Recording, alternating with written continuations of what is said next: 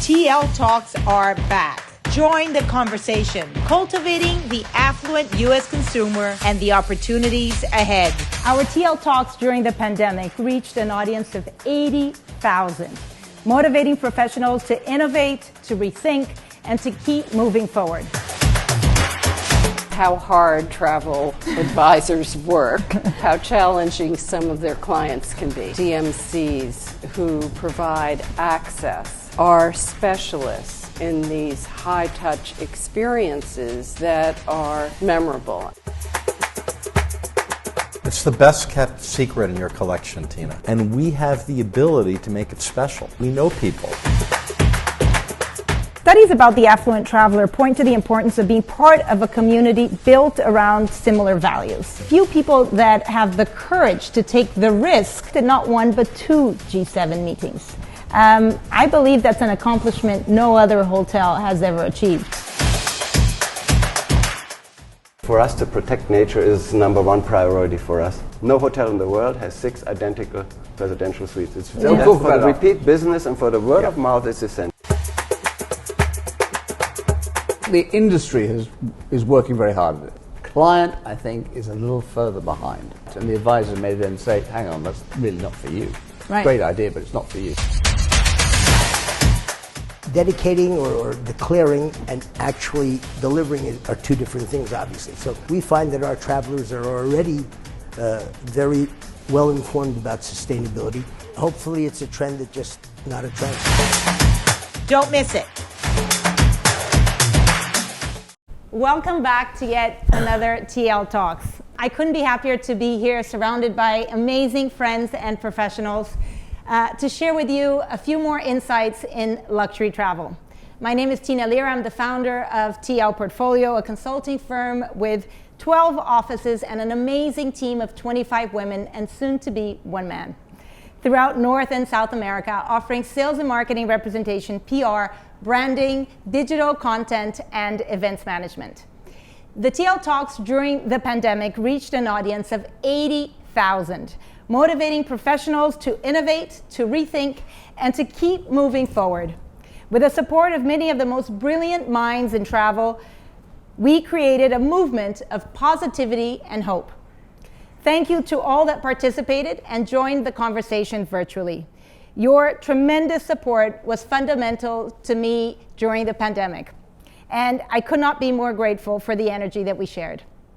Today we're back in the absolutely stunning Madison Avenue triplex suite at the Lotte New York Palace with 5 incredible industry professionals to better understand the affluent U.S. consumer and the opportunities ahead. I am honored to have friends, respected names who have shaped our industry and continue to set a benchmark today. Nancy Novogrod, so nice to finally be able to see you in person. CEO of Culturati Travel Design, an affiliate of Local Foreigner, a boutique agency born out of Nancy's intense knowledge and passion for art, architecture, design, food, and style. Prior to launching the travel business, Nancy was the editor-in-chief of Travel and Leisure magazine for 2 decades. In recognition for her achievement at Travel and Leisure, Nancy was induced into the U.S. Travel Association's Hall of Leaders in November 2019, the first editor to be accorded this honor. She is a trustee of the American Academy of Rome, on the board of the New York Botanical Garden and the Breast Cancer Research Foundation. So nice to have you here. Thank you, Nancy. Before I introduce the other panels, I'm very curious to hear from you. How was your experience of jumping to the other side? Was it what you expected? What was your biggest learning? My biggest learning was how hard travel advisors work and also how challenging some of their clients can be. Interesting. Dietmar, CEO and owner of Schloss Elmo, a cultural hideaway south of Munich in the Bavarian Alps. Since 1998, Schloss Elmo has been a regular meeting place for scholars across the world. It's the best kept secret in your collection, Tina. Thank you. We're going to change that today. I'm hoping it's no longer a secret, and you're going to help me do that, all of you. Yes. For more than 100 years, concerts and talk with some of the world's greatest artists, musicians from the classical and jazz realm, have gathered there to play in their world-class concert hall. In 2015, the G7 summit took place at Schloss Elmo with heads of the states and government for the US, Canada, Japan, France, Great Britain, Italy, and Germany. Dietmar, a recent study about the profile of ultimate high net worth individuals state, no matter where they come from, high achievers are hungry to consume travel and are a constant quest of discovery. You have created an oasis of musical expression, natural beauty, and a wellness retreat for the most discerning enthusiasts, as well as a playground for sports aficionados. When we had dinner in December at your beautiful Michelin restaurant, I asked you what was the next steps. And I was hoping or almost expecting you to talk about development.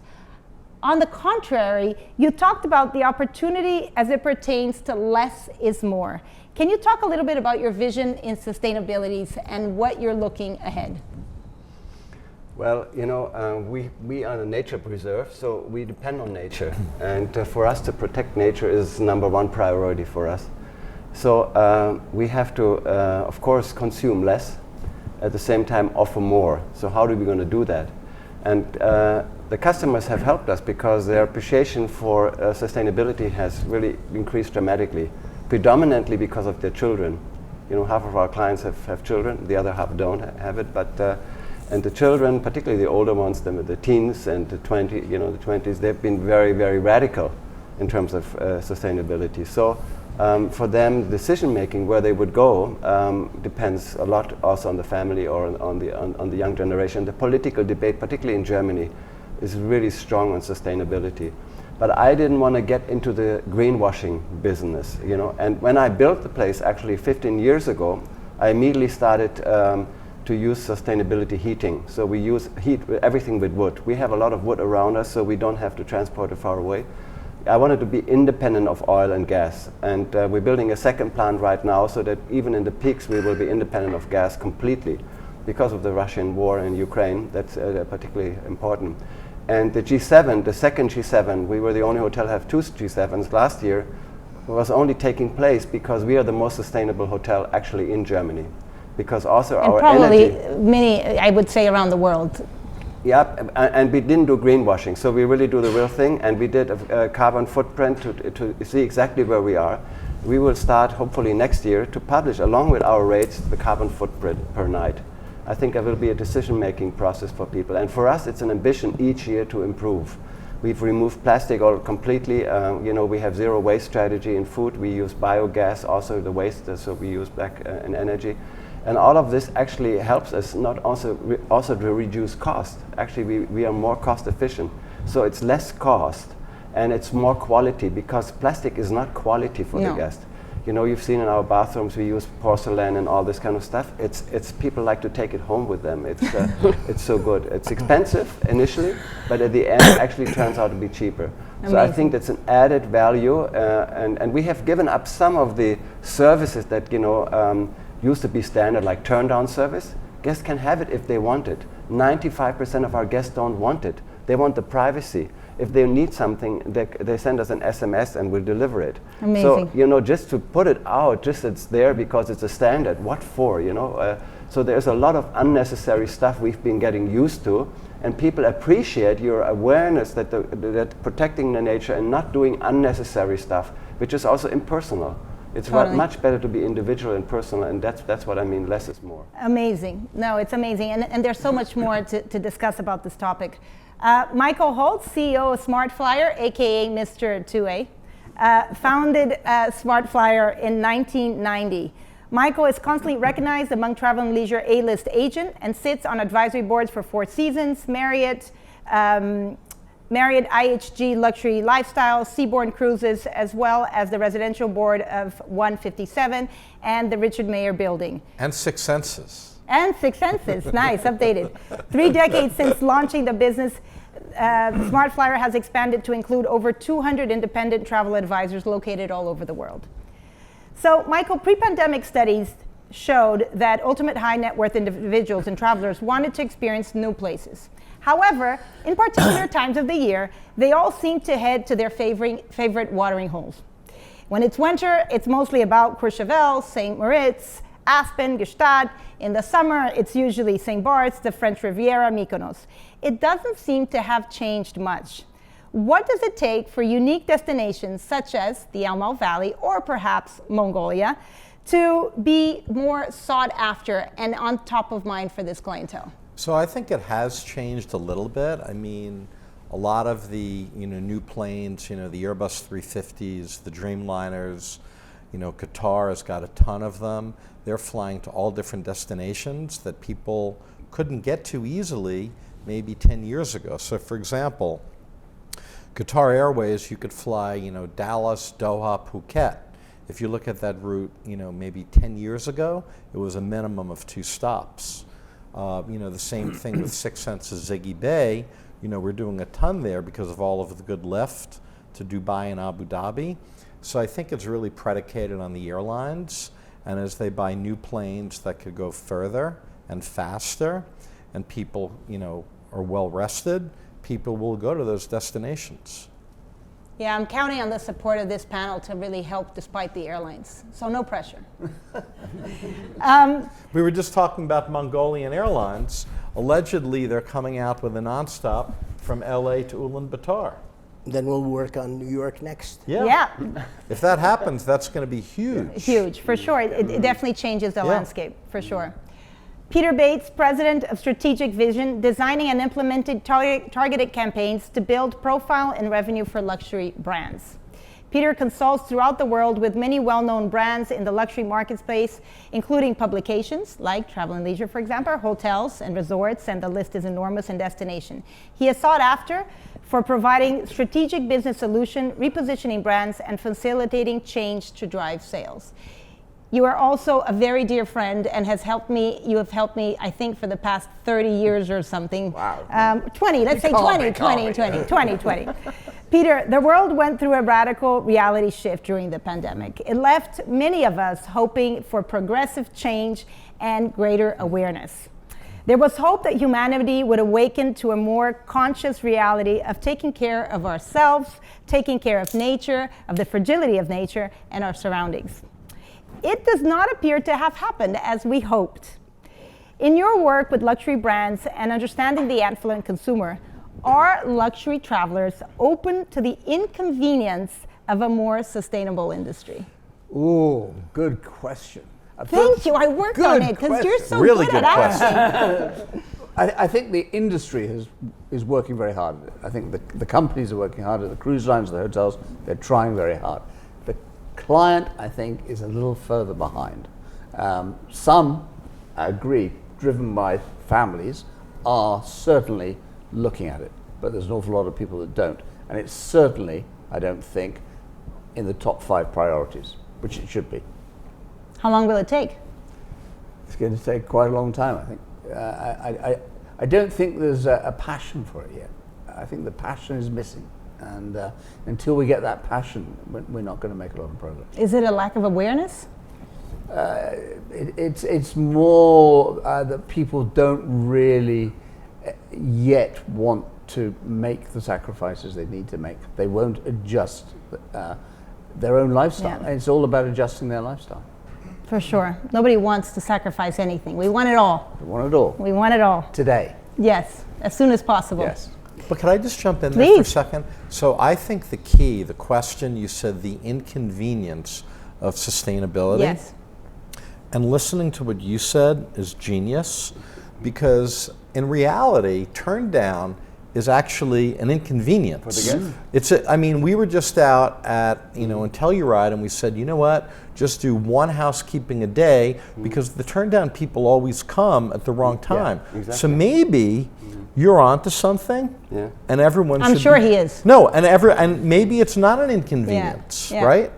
It's an education. Correct. It's an education. Correct. It's an added advantage. Yes. The communication is the problem. Yeah. We We have think a different it's perspective, sacrifice. obviously. It's not sacrifice. It enriches the experience. It's a much more central experience. Everything is taking care of people and respecting their privacy and all this is not an inconvenience. I couldn't agree more. And by the way, I was at at a hotel with my team during COVID, and a bunch of housekeepers called in sick. So the GM came to me and said, I've got bad news. So there was no housekeeping. So I sat down at breakfast and I said to our team, there were 7 SmartFlyer advisors, how many of you guys have full-time housekeepers? No one raised their hand. I said, great, you're all going to make your beds today. It's that simple. Nice attitude. I'm sure they love you, Michael. Jalsa Urubshurow, founder and CEO of Nomadic Expeditions, a pioneer in environmental conservation through for-profit sustainable tourism initiatives. Jalsa grew up speaking Mongolian and listening to the legends of his father recited to him. 1 year after the establishment of a framing business, Mongolia transitioned to a democracy, and Jalsa's dream of visiting his father's homeland became a reality. During his first exploration to Mongolia's astonishing beauty and its nation's first democratic elected prime minister recruited Jalsa to advise on expanding accessibility to the Western traveler.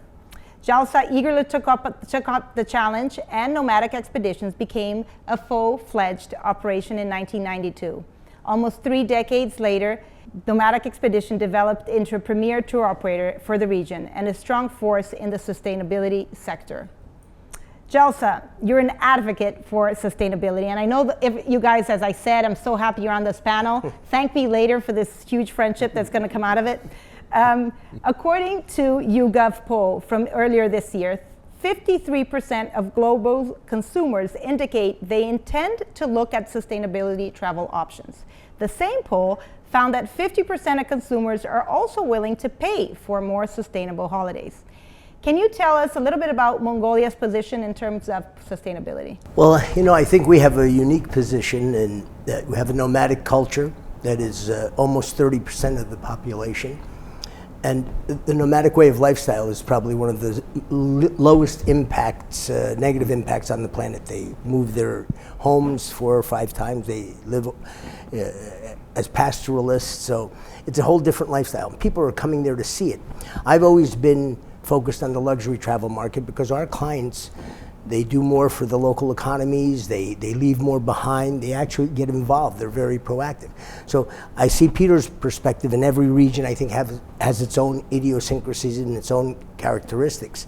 But anyone who comes to Mongolia, we sort of weed out the people who already don't have some affinity for sustainability, nature, natural history, and also cultural history.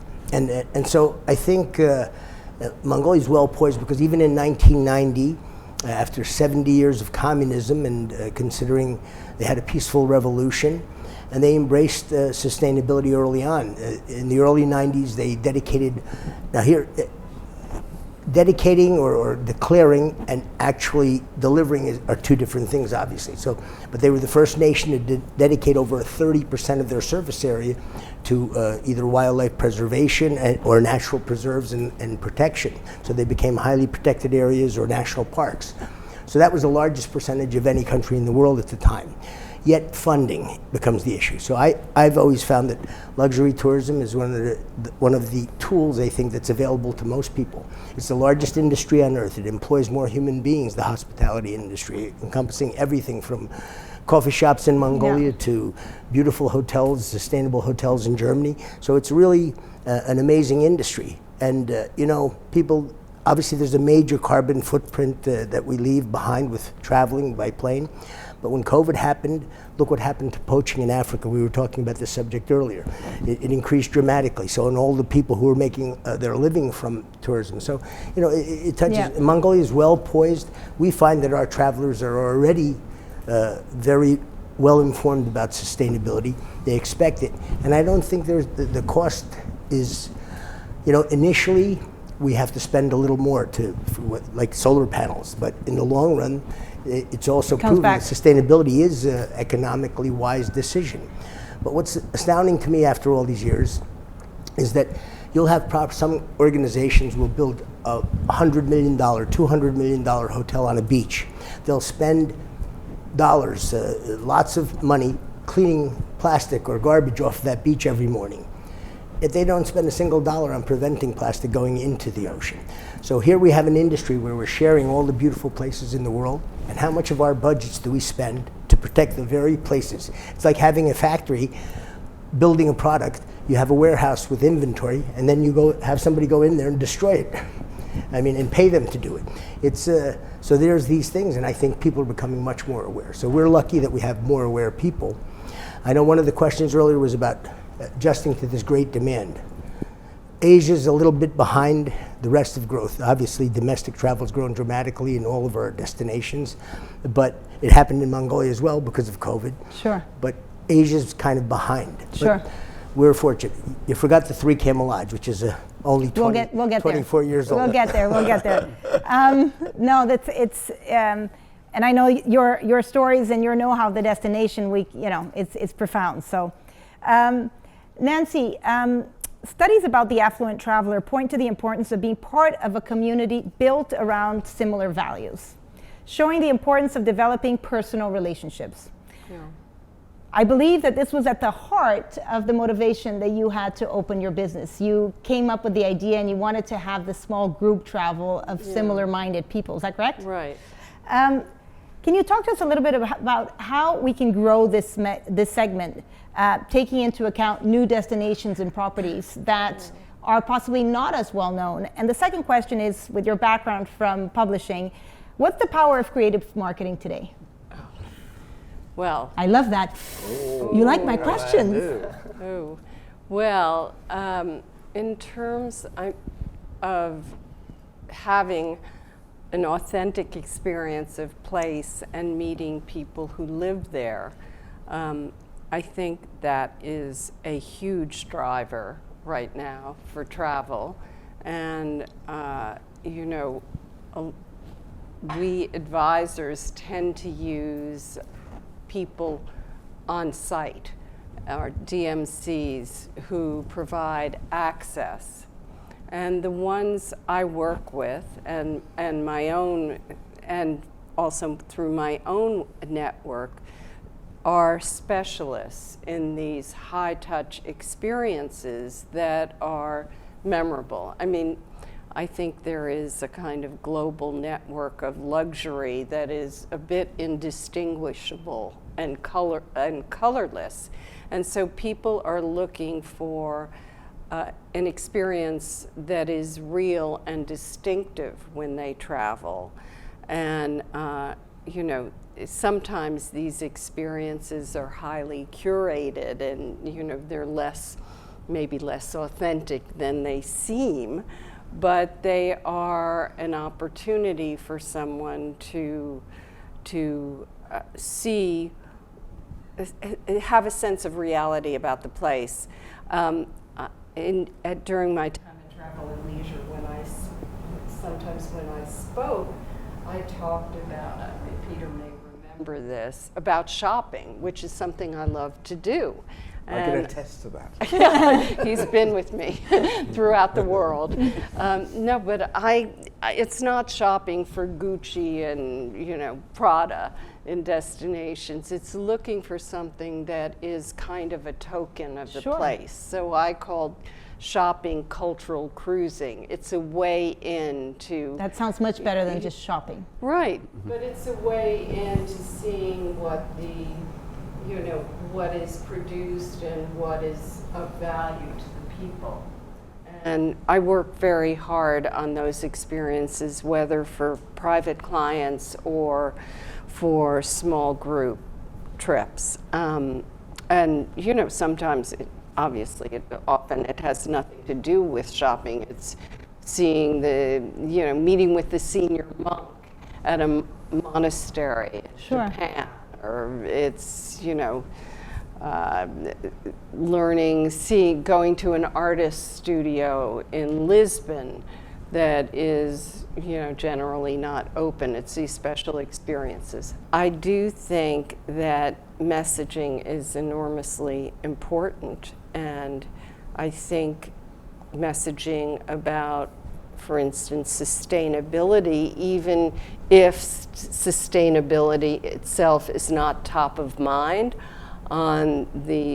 for travelers, I think it's still positive. I think there's a nice glow, and people feel good. I have started feeling really good about glass bottles. Yeah. Refillable glass bottles, and when I see it, I at a hotel, I'm thinking they know what they're doing, and so I think that promising and delivering experiences that are unique and having a profile that separates you from others is important. I'm not sure I'm answering your question. No. It's that's exactly it. And I think that not only is it nice or important, but it's vital. I mean, there's no other way forward, right? Would you agree? Yeah. You kind of went when I asked the question about. Do you want to contribute, Peter? I don't want to stop you. I want to give you. I mean, I think content marketing today is incredibly important, and we've got to spend more time on it. We've all got to spend more time on it, and we've got to find more ways of getting it out there. I think that's the way forward. Yeah, I think the biggest challenge is having something that's authentic and real. Yes. Because the greenwashing is a problem, and because there is so much washing. It's lost a lot of the trust and credibility, and so to get the message out to this audience who's very savvy is not easy, right? Because they're dissecting the information that's coming, it's hard.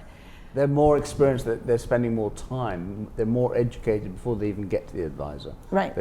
They've set a lot of things up before they get. They may not be right, and the advisor may then say, "Hang on, that's really not for you. Right. Great idea, but it's not for you." But they come with ideas. For sure. Could I just jump in? I think there is a real problem with sameness. Mm-hmm. That messaging is not distinct because the places on offer aren't distinct. And people are looking for something that is unique, and it's hard to find. It's very hard to find. We're working with an amazing client. Her name is Adriana. She's fabulous. And this is something that we've been talking about. There are few people that have the courage to take the risk to jump off the edge and hope that you're going to build wings as you're flying, right? So that kind of is the feeling of when you're going to create something different, right? If you want to break the mold, you have to have that desire and courage. It's tough. It's much easier to create more of the same. Well, I must say, Michael, I was really impressed by what you said. I know the name of your company is SmartFlyer, but that was such a different approach than I would take, a different answer. And I get what you offer, because that knowledge, and you don't only do flights, of course, but that knowledge enhances what you provide to clients, and also what is distinctive about SmartFlyer. But I think you have a memory of like all the routes. He's literally a Bible of flight routes. Yeah. It's unbelievable. Well, that's pretty amazing. Thank you. It's true. Look, I mean, you got to be able to get there, right? Yeah. If I might add, Tina, what Nancy said about sameness. I think it's a lot like I was saying about people, the commitment to sustainability, even if how much you're doing it's prevention versus a cure. But about sameness, how many hotels do you travel to all over the world? You stand in the lobby, you do it 360, you can't tell what continent you're on, you can't tell what country you're in, much less what city. That is so true. So when you can decorate and you can build, an architecture has a commitment to the local culture, that's something that you sense immediately. And that lends to authenticity, so you're not contriving. I mean, I think you have to go, as you said, some things are curated. I mean, we've done some trips, yet curating and giving enough content that's authentic interaction. And I mean, we've done things as wild as vintage 1929 vehicles flown over to drive across 1,200 miles of desert. We've done things like $1 million four-wheel drive Unimog follow a tribal migration. So, I mean, these are trips that are, who would think of, Amazing. We have to. Yeah. No, it's fantastic. But you guide them, you curate part of it, but then they're meeting nomadic tribes that are migrating their whole village It's these And are the things word you of can't- mouth created by that is fantastic. Pardon me? The word of mouth created That's the by best that. marketing there is. There is. Absolutely. It Yeah. is. Without a doubt, obviously, we know everything from direct mail to digital. The best reference in the world is word of mouth and from Absolutely. peers and friends. Absolutely. So, and we've relied on that for over 30 years. Yeah. Brilliant. But I want to jump on that if I may. I mean, you talk about, what's distinctive, what's not, what kind of falls into everything else. I want to give an example. I was in Portugal recently for a meeting, and I never met Danilo before, and you introduced us. And Portugal could fall into a category of cities. It could be many cities in Europe, right? So I spent an hour with Danilo walking around the city, and the smile that he has on his face literally all day long gets people excited about his city. We took a couple of pictures, put it on Instagram, and immediately all of our SmartFlyer advisors all around the world and a lot of others saw, wow, here's a different take on Portugal. People want that. People want to go back to cities that they've been to many, many times. We've got clients that have gone to Rome 20 times, but then we send them out with Fulvio to the private tour of the Colosseum, and the light bulb goes off. So I think we could all, it's our job to take every destination we sell, even if it's New York, London, LA, and we have the ability to make it special. Because you're a reliable source. Correct. And that's the important thing, being a reliable source. Yeah, Correct. that's for sure. And because you know what is offered by everyone else. I mean, the $3,000 Vatican tour. Yep. You know how to, if you're wise, you try to make your offering something different. As Nancy likes to say, we know people, right? It's all about who you know. Yeah. Do you really? Are you sure? I don't know. Your Just a Instagram, few. clearly. We still haven't spoken about the best Thai restaurant in Germany. When's that? I know where that one is. And talking about Germany, Dietmar, at Schloss Elmo, you hosted not one but 2 G7 meetings. I believe that's an accomplishment no other hotel has ever achieved. Can you talk to us a little bit about the rigorous process that entailed? Because it's not by chance that nobody else has achieved that. No, it's a coincidence and not a coincidence. Actually, when I took over that hotel and rebuilt it from scratch, 2 hotels, I always had the G7 in mind right Really? away. Because my engagement is primarily political. I use this place as a political center also. Not only to invite politicians. Actually, in Schloss Elmo, more American politicians have been to Schloss Elmo than German politicians. Many members of the Senate and the House. We have a lot of transatlantic relation meetings there. So there was a history behind, but when I built the place, I built it so it would fit perfectly for a G7. Wow. So we have one small hotel, all suite, 47 rooms, with 6 identical presidential suites. No hotel in the world has 6 identical presidential suites. It's very important. Ego management. G7 is all about protocol, and we have a West Wing for the American president in another hotel by himself. Americans, you need to set yourself apart a little bit. So, and everybody wants to be apart from the Americans, because if you're in the same building, you won't get into the building anymore because security wouldn't let you in. So you better stay in another building. So it is.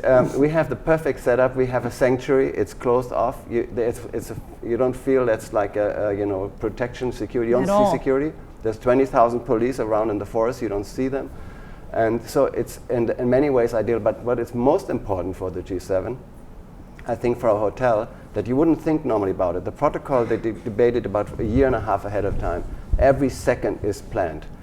Time is so precious, it's short. This time there were 4 days and 3 nights. Normally it's 1 night and 2 days, but this time was very long because of the war and everything. And but what happens when it starts, it's going to change. And unless you can improvise, you are going to be lost. And most G7s in the past years, 10, 15 years, have been a disaster from logistics for the hotels. except for Japan, where it's so rigid that you can move left and right. And the Japanese Prime Minister has sent a delegation after the first G7 to consult with us what he has to do in order to be as successful as we were. And we said, you have to improvise. He said, we can do everything but improvise. He said, okay, make 200 plans so you can pull it out. And it was so stiff that doesn't give the atmosphere you need for a G7, that people come together. Yeah. Just the same as for the regular guests. Actually, for us, it's the same as our normal business. It feels like a resort. It feels like a total relaxed atmosphere. People go swimming, go talking, sauna, whatever, walking. It is absolutely amazing for them to have that. But it's this casual atmosphere that we have that's so important. It's unbelievable, and what you've been able to achieve, to have that systematic processing that is completely transparent. I mean, you can't feel it; it's invisible. But they know my interest in politics. For example, the last G7, the G7 presidents plus the 5 other presidents from India, Prime Minister India and South Africa, Indonesia, etc. They invited me to join them for dinner, for the last dinner, because they were so fascinated about the place. Of course, I didn't talk about Schloss Elmo, I talked about politics with them, which is more interesting to me. But that shows how casual and how important that is to feel. Actually, you stay at somebody else's private home. Yeah. It's amazing. A question that I kind of touched upon, but so for both Michael and Jalsa, because you both have the pulse of this affluent traveler. Are they willing to make, in your experience, a sustainable choice? Do you hear that? Do they ask for that? Is that in the conversation? Clients don't wake up in the morning and say, I want to go on a sustainable trip. No, but are they happy to consider the alternative? I don't. No. They do. I think it's important. It's important to me. I think it's important to clients. But it's sort of like a byproduct of the trip. So they're not particularly looking for that, but they do like it when they go to a hotel and the bathroom amenities are not little plastic bottles. How much do you think the role and the responsibility comes to possibly the advisor to highlight the other options? So yes, that's a great option. Let me give you another option that maybe is a little bit more sustainable, just as great, that you could consider bringing that into the picture. Is that? Look, I think it's really hard for the advisor to be talking about what's sustainable and what's not, because to Jalsa's point, what do you do with a hotel that talks about all of these sustainable things they do, and then you come to your room and you see, Fiji water bottles or something like that, right? Yeah. So it puts us in a very difficult position, but I think it really behooves every single hotel brand, hotelier, and company to look at the world and think, what could they do to make the world a better place? So here's a great example of, does it cost you more, or does it actually save you money? So we stopped single-use plastic in water bottles, straws, you name it. It's been probably half a decade. And every guest, and again, not to sell, but there are solutions that are actually more economical and make sense. We have refilling stations with purified water, filtered multiple times, and also ultraviolet light treatments. And then we give every guest, both our tour operator and the 3 Camel Lodge, the hotel we built 24 years ago. Every light bulb has been powered by solar since it was constructed. And of course, the hotel rooms are yurts, authentic nomadic homes. But everyone receives a stainless steel bottle. And they have filling stations throughout the property. And it's a stainless steel bottle you can reuse, and that's both the operator, and we keep water available that's clear and pure. And though the thing is, Americans do not drink water anywhere.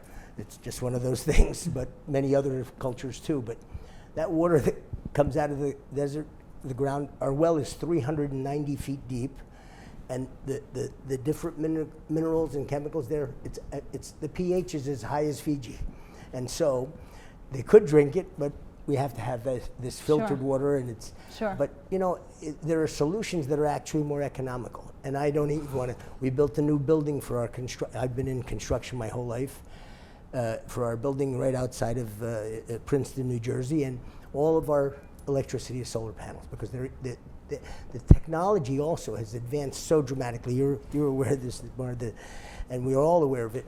It's happened so that it's gotten so much cheaper to go solar for energy, wind. Sure, it's become more accessible for sure. Go ahead. It's available. You know, we probably the hotel with the most pools, which Oh, we yeah, do for year sure. round, at Not very little high, pools at very either. high temperatures. You know, we Yeah. have about 7 outdoor pools, which we, lab pools, infinity pools. We have Japanese onsen, 40 centigrade, 35, 32, 30 centigrade.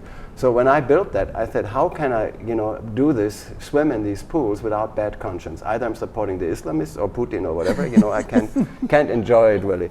Every guest asked me, how do you heat these pools? Are you crazy? When I say we heat everything with wood, they can't believe it.